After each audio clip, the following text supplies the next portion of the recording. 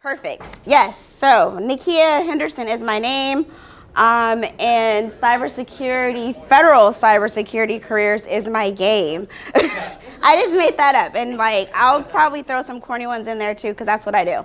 Only when I'm nervous, which means I'm really nervous right now. Not just joking. So I've been a part of WiCys for about 6 years now, right? And I stumbled into cybersecurity when I was doing commercial real estate. I was a facilities manager, managing a federal courthouse. And this was during the time of Edward Snowden and the Target hack. And I was like, what do I want to do when I grow up? And I decided to transition and pivot into cyber.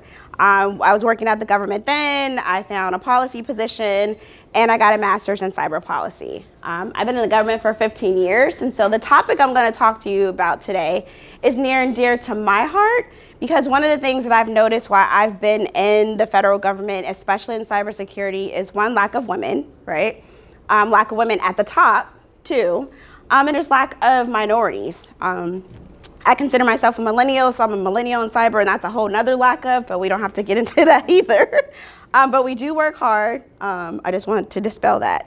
Today, this subject is near and dear to my heart. This is my third time being at HammerCon. This is their third year, so this is my third time here. When WiCys first displayed, we were down in the exhibit hall, and this year I was like, hey, can we do something, career focused? And to see its growth and to see how far it's come has just been touching and amazing. Shout out to my leadership team. Diane Janicek is our previous president. She actually took me under her wing when we met at a WiCys conference. And our current VP, Deborah, who is the VP of Women in Cybersecurity, but she also is a professor at UMBC. Diane has launched her own consulting company and is doing awesome and amazing things. So I am wanting to talk to you guys today about unlocking the federal hiring process. And the reason why I want to talk about this specific subject is because a lot of folks are discouraged from applying to a federal job because of the USA Jobs platform. Understandably so. It's very cumbersome, it's very complex, and it can actually deter anyone from applying. I know it had deterred me previously before getting into the government. And so I like to give back, as I say. I like to send the elevator back down to help others. I'm not at the top yet, but I'm also not in the lobby anymore either. So, so I'm going to talk to you guys today. But let me just do a pulse check in the room. How many are active military? Show of hands. Okay. Semi-quasi. Okay. How many are active and have military spouses? Show of hands. Okay. And then how many are retired or veterans? Okay. In any industry in the room? Oh, yeah. Okay. So we have a good mix. So this will touch all the bases because am going to highlight on one, specifically cybersecurity careers in the government, right? Two, the different hiring paths and tracks that you can take to get a job. There are seats. Come on in. Fill in the seats. Fill in the seats. We got some here. I don't bite. There's some up here in the front if you guys want some of those. Okay. Awesome. So I always say this, obtaining a federal cyber career takes what? Patience, right? I like to equate it to if you guys are flying on an airline that's very yellow and black and you got to get there 3 hours early, you want to put on your patience cap when you're applying for a job with the government. One, it takes time if you do not have an active clearance. Even if you do have an active clearance, I went from agency to agency and had a TS, went to a SCI, and it still took 9 months. So that just goes to show, even if you have a clearance, the clearance process of getting into the government, especially in the cybersecurity arena, you're going to need, at minimum, probably a secret, but SCI and some positions, depending on what agency you go to, you're going to need full scope. Folks always ask, well, why would I want to work for the government? I like talking and I like working with military professionals and the military community because you're mission oriented and you understand mission oriented work. When you are transitioning from the military, or even when you have if your spouse is in the military, you understand the importance of the mission. Working for the government, it's an easier transition because depending on your discipline, depending on what you like, depending on what you do, you can find your job, you can find your cyber career in the government that's still mission focused and still can make you feel proud when you lay your head down at night and when you wake up in the morning. That's why I do it. I do it because I know the work that I do. I'm a cyber supply chain risk management specialist for DHS in my 9 to 5. But I know the work that I do is securing this nation because I'm making sure that the integrity of our supply chain is as intact as it can be. Makes me feel good about myself.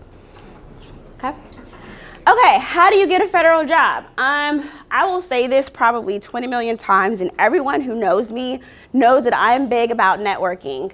Networking is key, right? It's not, they always say it's not what you know, it's who you know. But in this sense, you put those two together. Network within your network, right? You don't realize who's in your network. You don't realize the tool of LinkedIn and how important it can be and how much it can help you. If there is an agency that you want to work for, look up who their CISO is. Look up who their security officer is. Follow that person. Send them a virtual connection saying, hey, I may be interested in working for your agency. I'm transitioning, or I'm just curious of working for your agency. You guys got time for a 30-minute virtual chat? I would be surprised, I was surprised, and you all would be surprised if you did that. Most of the time, I get more responses to individuals on LinkedIn than I do for my government to government email. Don't know why that is, but use LinkedIn. Connect with individuals that are doing the work that you want to do. Why do you do this? Because you may hear things, you begin to learn things, you begin to know the who's who, the trends of the industry. So make sure you use LinkedIn to its fullest capabilities that you can. Number 2, familiarize yourself with the federal jobs process. That's what you guys are doing here today. If you don't already know, how many have a USA Jobs account? Okay. So how many have actually applied to a government job? Okay. Half of you. That's good. So I will give you a quick snippet of setting up your account, but the things that you need, especially coming from military, being in military, you want to make sure that if you're in school, if you're in college, that you have all your transcripts. Some positions are not just based off your experience, but they are also based off your college transcripts. I tell everyone keep an unofficial copy. I graduated, 10 years ago, and I still have my unofficial copy because I still sometimes submit it. Number 2, and I'm going to get this wrong, so I need you guys to correct me. This is the education moment. Is it the D2214 or D? Yeah, that form, what Matt said in the back. Make sure you have a copy of that with you as well, because if you are applying to federal positions, they will ask you for that. And you can have an application kicked back and be found ineligible just because you didn't submit that, which is absurd. But technicalities, the system is very technical. Like, I've gotten bumped out and ineligible for positions because I didn't put my supervisor on there. Not because I couldn't do the work, but that's just how the system works. Building your federal resume, I would just say it's completely different from a private sector resume only because it's more extensive. They want more information. They want more details. But if you are a vet, if you are, and you have a clearance, you want to put next to your name on your resume that you're a vet or that you're active and your clearance level right up top. So when HR managers are seeing that, you're already pushed to the second pile before they even look at your qualifications. We're looking for people that are cleared and secure. These people are cleared and secure. Then they go down another layer. Search for jobs. And of course, you have to apply. Like, if you don't apply, then you don't put your name in the running. You don't put your name in the running. You don't even know if you qualify for the job. So, network within your network. Who do you know?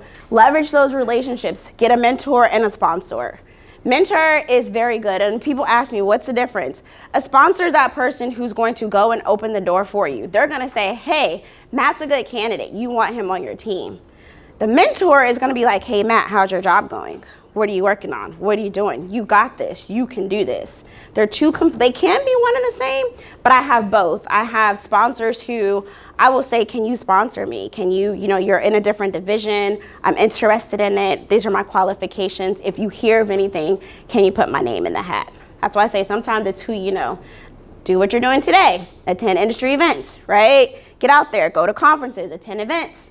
And what I'm doing today is volunteering. I love to volunteer. I get to learn. I get to meet all you beautiful people. But I also like to get myself out there just to see what's the challenges and what's the needs. So these are just some ways how you can network and how networking is beneficial to you. Familiarize yourself with the process. This goes back to that mission-oriented work. Who's hiring and why they're hiring? What's the big buzzword that's out in the government right now? AI, right? And AI is big because of the AI executive order. So if you read the executive order or you read any policy and guidance that's coming out of the White House, follow the money. They're going to be funding it, which means they're going to need positions and they're going to need vacancies. So either get the hands-on experience now while you're active and start building your resume and your experience, and or as you're getting ready to transition out, understand where the need's going to be and position yourself there. Place yourself in that position. I'm not an AI person. They want me to do some AI stuff. I have no interest in really doing AI stuff, but I'm like, hey, I understand why they want more AI personnel. Oops, went backwards. Setting up your USA Jobs account. Like I said, make sure you have your transcripts, make sure you have your military separation form, make sure you have, with your clearance, make sure you know the last time you were investigated and put that as well, because that lets the sponsor, the receiving agency know this candidate has is at year 3, 5 minutes? I have a question. Yes. So if I'm in continuous evaluation, right, I'm in CE with my clearance, and I'm not, I don't have that date where I have to re-up, every 5 years. Also denote that as well, that I'm in continuous evaluation. Is that helpful? It's not, I would say no, you don't have to do that because it's in there. Usually they're curious to know, like, because I just got mine 2 years ago, so I put last investigation was 2 years ago. If you are continuous, then you're going to be going all the way straight through, so you don't have to worry about that. Yeah, absolutely. And stop me if you guys have questions. I do only have 20 minutes, but you guys can interject. Here are just some ideas and like a side-by-side comparison. Biggest thing, traditional resume, you're told, keep it to 1 page, right? You want to get everything on 1 page. Like people jump their font down to 10 and their margins down to like 0.2. Don't do that. With your federal resume, it is going to be, depending on your experience, maybe 3 or more pages. It's going to be very extensive. It's going to be paragraph, not bullet format. It's going to talk about, and this is what I like to say, make your resume, regardless federal or private, results oriented. What value add are you bringing? What projects did you work on? What was the result of the project that you work on? Did you save taxpayer dollars? If so, how much? I put on my resume, I saved $1.4 billion in federal contracting. Like, make sure you highlight those things and accomplishments, not just, I was a project manager. Okay, fine, there are 20 million project managers out here. Why are you different than all the rest? Secondly, you want to demonstrate your value add, because they're always going to ask you, why are you the best candidate? Not always, but usually you get that question, why are you the best candidate? Your resume should show and pop out why you're the best candidate. And by giving those results in your resume to show what you did, to show how you contributed, savings is always one, either saving money or saving time, right? Efficiency is 2. How did you streamline or improve a process? And then collaboration and leadership is 3, right? Like, how did you step into a leadership role?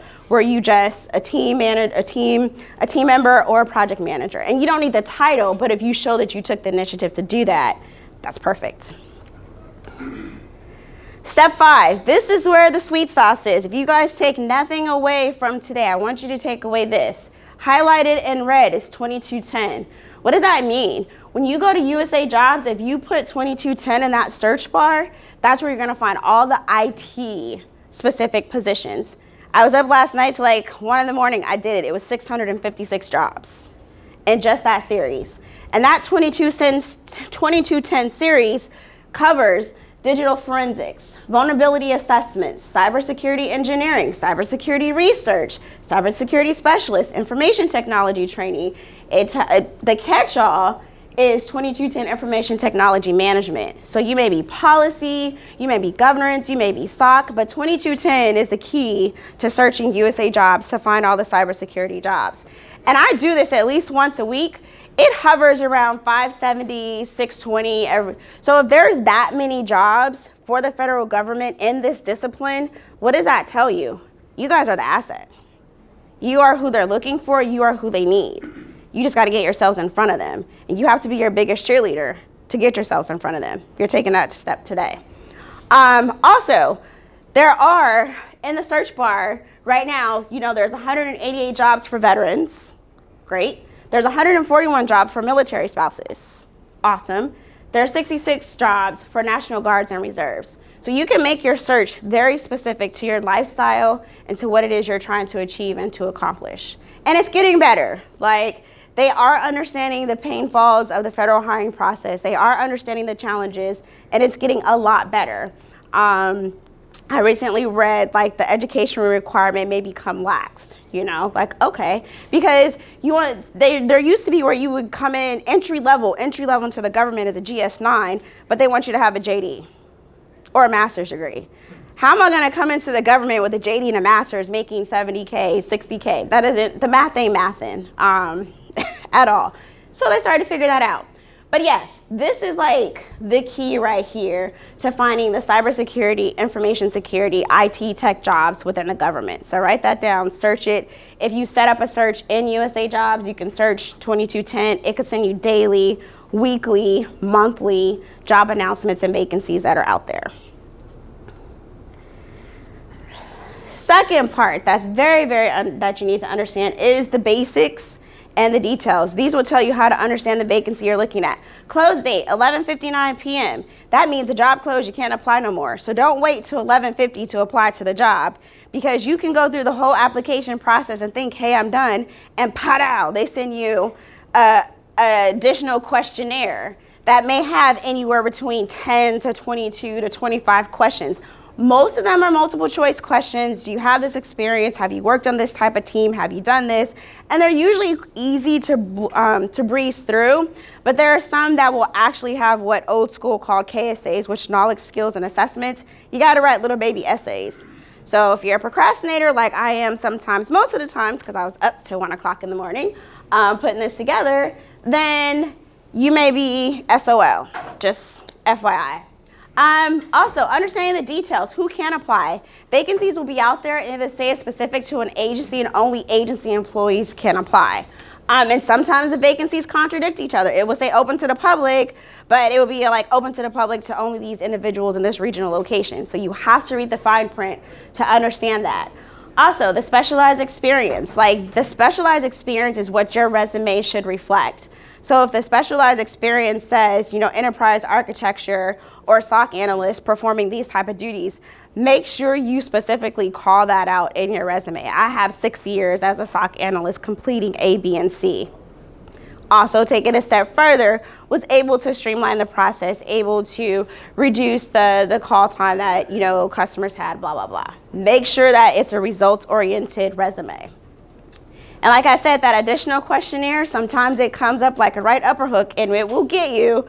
So make sure, what I like to do is go into the vacancy first, save it, see if it has that questionnaire, and if it does, is it something that I can answer rather quickly? Step 6, apply. You have to apply yourself. Like, you do all this work, you go through, and you don't apply. I got no words. I don't know what to tell you at that point. Make sure you apply. And what I always tell individuals, because they be like, I'm not qualified for that. Yes, you are, until they tell you that you're not, right? Do not be extremely literal and take the vacancies word for word and back yourself out of a position. Back yourself into the position. I do have that type of experience. I did work on that team and we did accomplish that task. We did accomplish that duty. Or it doesn't mean you have to have held the title, but did you have exposure? Did you do that type of work? And for me, I say I'm a subject matter expert in everything until they tell me, no, you're not. I'm like, oh, okay. Yeah, guess I'm not. But apply. That's what you got to do. Get yourself out there. All right, so closing remarks. She believed she could, so she did. She being her, me, I, in front of you. I will say that at the end of the day, you transitioning, your work, your value add is important. And like I said, if there's 600 plus jobs that are out there right now, you are the asset and they need you. So do the math, bet on yourself, and make sure that you put your name in the hat. Like, apply to the position. I apply to positions all the time. Sometimes I just like the experience to interview. Sometimes I just like to see what the agency is doing. But keep yourself fresh. You may not get the job, that's okay. But keep your experience tight, keep yourselves fresh. And if you scan that QR code, I think it takes you to my LinkedIn profile question. And I think that's it. Yeah, go ahead. Question. Yeah. So how far out in advance would you apply for positions if you're still in the military service? I would say at least a year. And only because of the security processing timeline. Like 8 months was actually very lenient. It could take anywhere, I mean, I've heard some horror stories where it's taken them like 24 months, 21 months, you know what I'm saying? Knowing that you're a veteran, because there are special hiring tracks, like if you're a veteran, if it says it's a direct hire, it could be quicker. Good time to apply is around March, because from usually October to March, we're in CR, continuing resolutions. We don't have our budget approved. They can't hire. Once a budget get approved, they're like hire, hire, hire, hire, hire. So from like March to July, it's usually like a spring hiring frenzy in the government. So start queuing up, start looking, and then you have this downtime where they're trying to process and get you inside. So about a year. That's all I got. Any other questions? Nope. Thank you, Matt. Thank you all.